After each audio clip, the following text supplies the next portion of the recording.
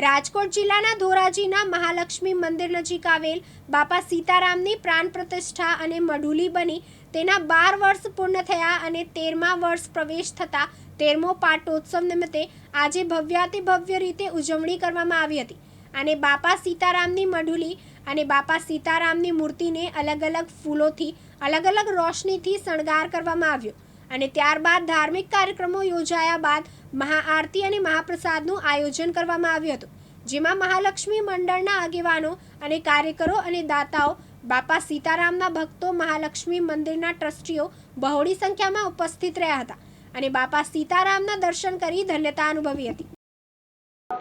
મારું નામ ચંદુભાઈ પટેલ, મહાલક્ષ્મી મંદિરનો ટ્રસ્ટી છું. મહાલક્ષ્મી ચોકમાં મહાલક્ષ્મી ગરબી મંડળના યુવકો દ્વારા આજથી 12 વર્ષ પહેલાં બાપા સીતારામની મૂર્તિની પ્રાણ પ્રતિષ્ઠા કરવામાં આવેલી. આજે એમનો 13મો પાટોત્સવ છે અને મહાલક્ષ્મી ગરબી મંડળના યુવકો દ્વારા દાતાઓના સહકારથી દર વર્ષે અહીંયા પ્રસાદીનું આયોજન કરવામાં આવે છે અને દર્શનાર્થીઓને મફત પ્રસાદનું વિતરણ કરવામાં આવે છે.